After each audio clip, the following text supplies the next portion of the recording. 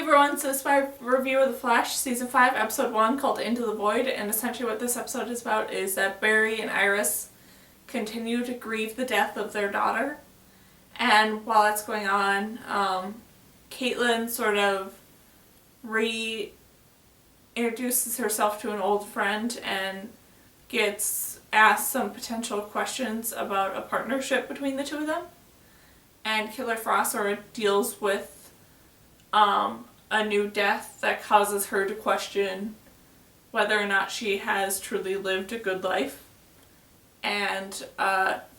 new threat emerges that could potentially destroy all of Central City, and the Flash and the team has to deal with how to stop it.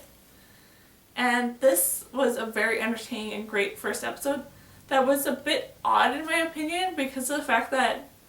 it did do a good job of sort of setting up the main villain for this season, but not in a way that I feel like past seasons have done, which I did like, but it did also feel a bit odd because of that. Because in this episode, they did reveal the new main villain that the season trailers and stuff have shown, but he wasn't sort of revealed to Team Flash as a villain. He was more just revealed solely to Caitlin as a potential threat, but not even one that she should really necessarily be concerned about. And that leads to a bunch of stuff that I'm really excited going forward down the road. How Team Flash is eventually going to encounter him as a potential threat. But then the rest of this sort of episode revolved around this sort of one-time, one-off villain that wasn't necessarily really even a villain. It was just sort of a atmospheric elemental anomaly out of control that was caused by a person somewhat of gaining unconnected metahuman abilities that created black holes that he couldn't necessarily control because of the fact that this scientific experiment that he was doing got out of hand that separated his consciousness into sort of two elements, one being this vegetative person that he was and the other being this element that was creating black holes all over Central City. And as he was developing it and growing, his powers were growing more and more destructive. And how Team Flash sort of encountered and came across that because of Iris and stuff was very interesting to see her doing all this different stuff to learn how to try and grieve for the loss of Nora, but then also encountering and coming across these black holes as well, and that led to a bunch of very great moments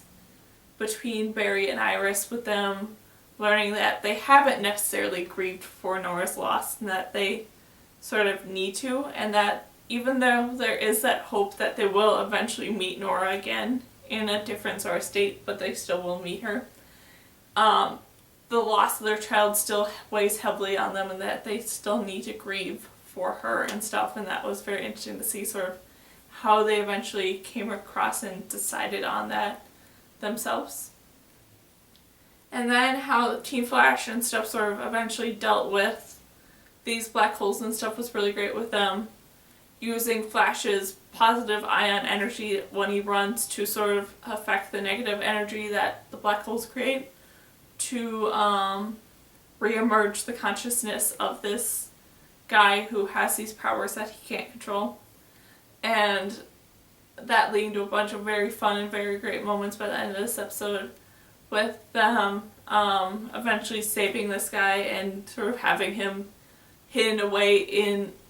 Star Labs until he can sort of fully emerge back to normal. And I'm very curious to see how that's going to play out going forward, with him sort of being in Star Labs and how he might play into helping Team Flash in the future when potentially Star Labs is threatened by the main villain of this season. Then all the moments between Killer Frost and Ralph in this episode were very fun, with Killer Frost